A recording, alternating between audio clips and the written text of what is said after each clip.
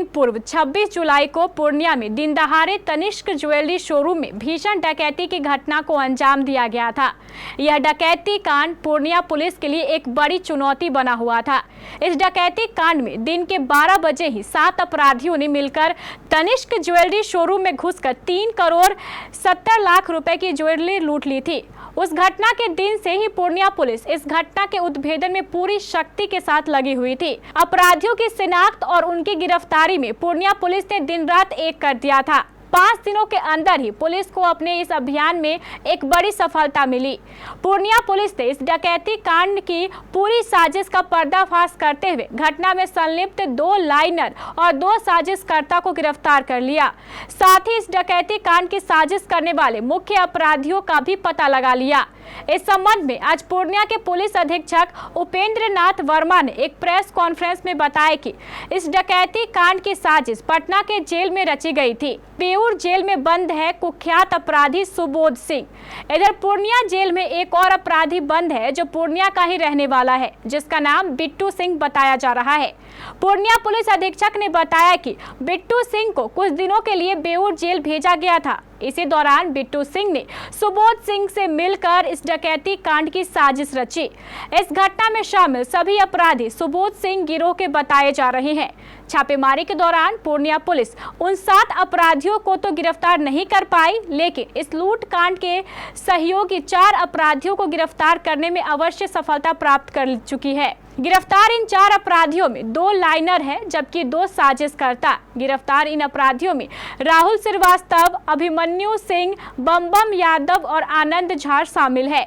इसमें आनंद झा 7 अपराधियों में से एक चुनमुन झा का भाई है, जबकि राहुल श्रीवास्तव बेगूसराय का रहने वाला है और वर्तमान में पूर्णिया में ही क्लिनिक चला रहा था। गिरफ्तार बाकी दोनों अपराधी भी पूर्णिया के ही रहने वाले बताए जा रहे हैं।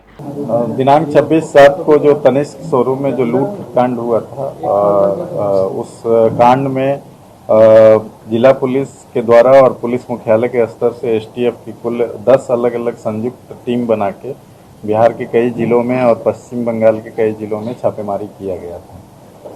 और इस छापेमारी के बाद और इन्वेस्टिगेशन के बाद जो तथ्य उभर के सामने आए, तो उस तथ्य के आधार पे ये पूरे घटने का अंजाम जो है वो बेऊर जेल में बंद शातिर अपराधकर्मी सुबोध सिंह तथा उसके अन्य सहयोगियों के द्वारा, और साथ ही साथ जो स्थानीय स्तर पे जो पूर्णिया के जो कुख्यात अपराधी बिट्टू सिंह जो बेऊर जेल में कुछ समय के लिए रिमांड पे गए थे, तो वहाँ पे बनाया गया था और उसी क्रम में ये घटना घटी है। और इस घटना का उद्भेदन करते हुए सबसे पहले ये राहुल कुमार को पकड़ा गया, जो बेगूसराय का रहने वाला है और पूर्णिया में नई बाजार में कोई क्लिनिक चलाता है। और इसके बाद इनसे पूछताछ के आधार पे बहुत सारे लोगों का नाम सामने आया और तकनीकी साक्ष्य के आधार पे भी कई लोगों का नाम सामने आया।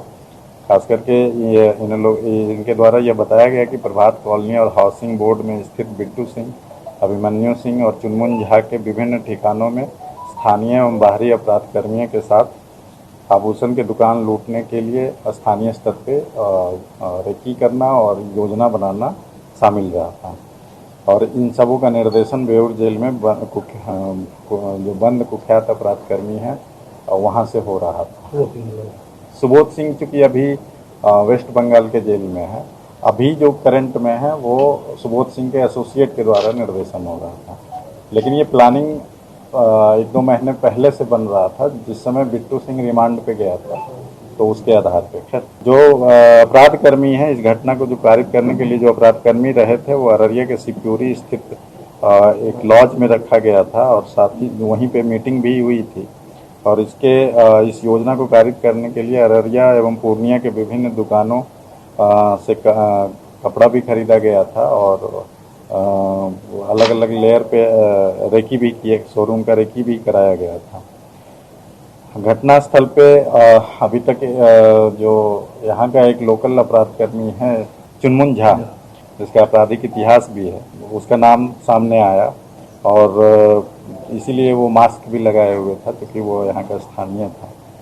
और इसके अतिरिक्त घटनाक्रम में कई टीम के द्वारा सीसीटीवी फुटेज के आधार पे भागने का एग्जैक्ट रूट पता किया गया और उस फुटेज सीसीटीवी के चैनल के थ्रू हम लोग मालदा पहुंचे और वहां वेस्ट बंगाल पुलिस के सहयोग से हम लोगों ने उसका पूरा रूट आइडेंटिफाई किया और कहाँ रुकने का है वो भी आइडेंटिफाई कर लिया।